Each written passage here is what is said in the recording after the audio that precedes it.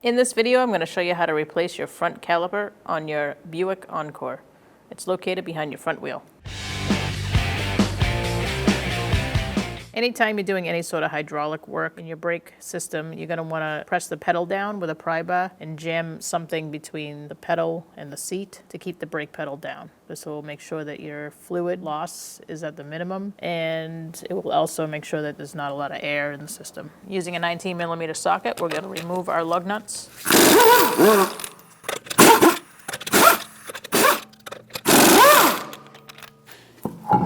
Using an 11mm socket, we're going to disconnect our brake hose from the caliper. Make sure you have a drain bucket below you. Using an 18mm socket, we're going to take out this bolt and take off the entire caliper with bracket. Make sure you have a good hand on the bottom of the caliper when you take the top bolt out. Slide it off and bring it over to your bench. We're going to remove our pads. I'm using a flathead screwdriver.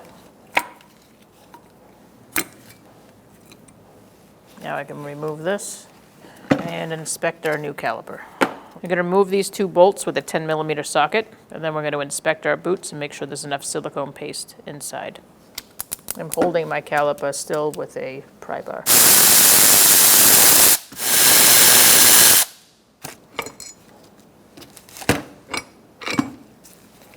Once you remove that, you can set this aside, and we're going to look inside here, see if it's lubricated well enough. It's always a good thing to check the new caliper out, just in case. So I'm going to peel that off. Doesn't look very lubricated, so we are going to add some more. Make sure it's in the boot, and put it back in. Do the other side.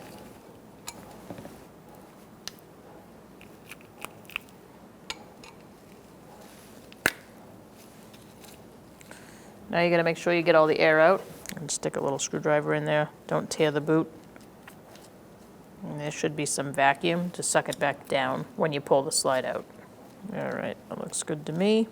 Now we're going to install our tins. Before doing that, you're going to apply some silicone paste to where they live and just finger paint it in there. Put your tins on. This lip goes here.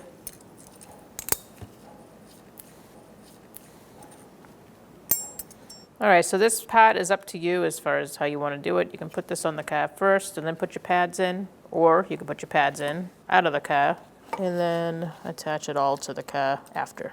I'm going to do it this way. Make sure you put your pads in going the right way. I flip the caliper over so it helps you understand which way they go. Now we can put our bolts in and our bracket with pads installed. All right, so now we're going to put our caliper bracket on. Slide it over, line up your bolt, and get that started. Get the bottom one started. Now we're going to snug these up and then torque them to 118 foot-pounds.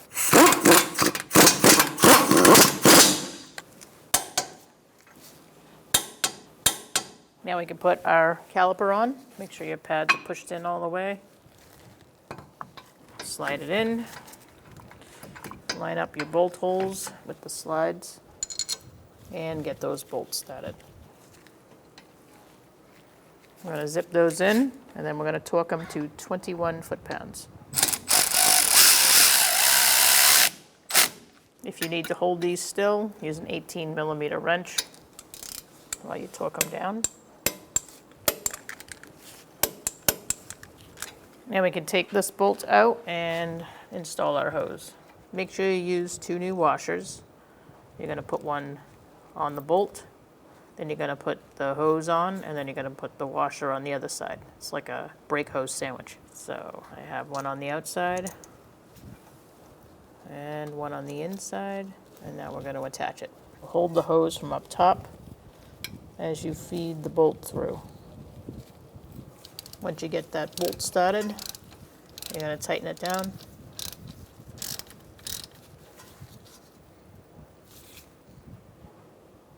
We're going to torque this brake hose to the caliper at 30 foot-pounds.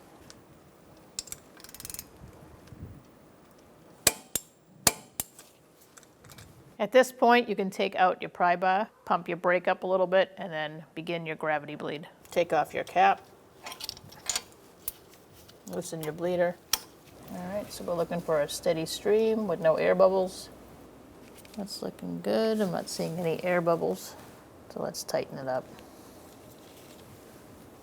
Use some brake parts cleaner, clean it off, and put your cap back on. We're going to install our wheel. Make sure you start your lug nuts by hand. Turn the wheel so the bottom one's the first one you do. And walk the wheel up.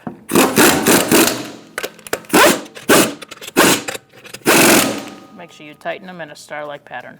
We're going to torque our wheels with a 19mm socket to 100 foot-pounds in a star-like pattern.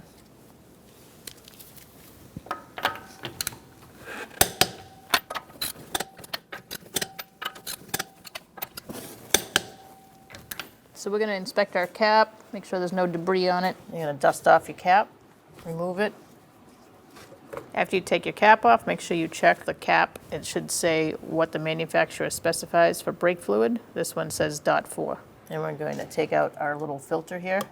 You might need a screwdriver to do that, or a pick. At this point, you want to siphon out all the fluid and put in clean fluid. Now we're going to use a tool like this to siphon out the old fluid out of the master cylinder. I'm going to insert it into where it's a little deeper. I have a basin next to me to pour it into. Just get as much as you can out. Sometimes it's difficult to get all of it out. So now we want to add some clean fluid up to the max. Now we're going to clean up and put our cap back on. And now we're going to bleed the brakes. The bleeding sequence is right rear, right front, left front.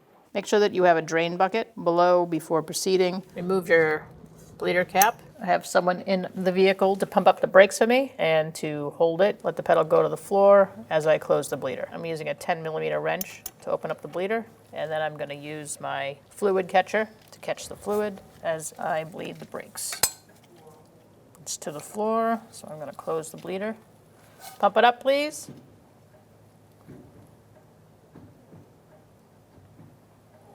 He's holding, so I'm going to open up the bleeder. It's to the floor.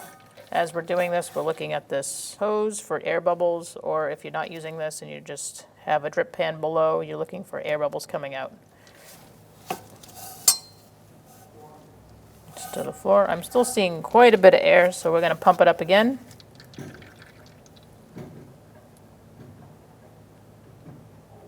Holding. We're going to do one more on this side. Pump it up, please.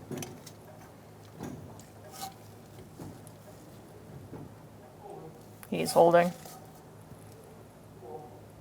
It's to the floor. I have not seen any air bubbles on that one, so we're going to tighten this up. Make sure you clean it off and replace the cap.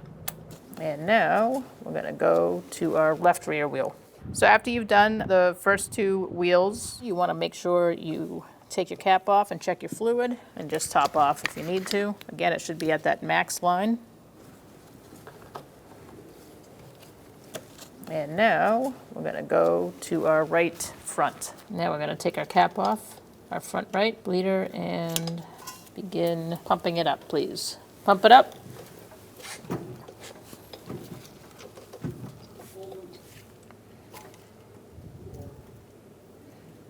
Still saw some air in there, so we're doing one more. Pump it up, please. Holding. That's better. Tighten up the bleeder. And I'm going to clean it off with some brake parts cleaner. Let that drip dry. And replace your bleeder cap. Okay, so now you're going to repeat the process on the other side, the driver's side front. And after that, we're going to go to our master cylinder. Top off your fluid for the last time. Put your cap back on. Now you're going to get in your vehicle and test your brake. Make sure you pump it up. It should feel firm If it doesn't, then you have to do the entire brake bleed procedure again. If it feels fine, you can put your wheels back on, torque them to the manufacturer's spec, and take it for a road test. When only the best will do, demand TRQ. The only company that lets you view before you do. TRQ is committed to offering the highest quality aftermarket auto parts that are engineered for peace of mind. Thanks for using and viewing with TRQ.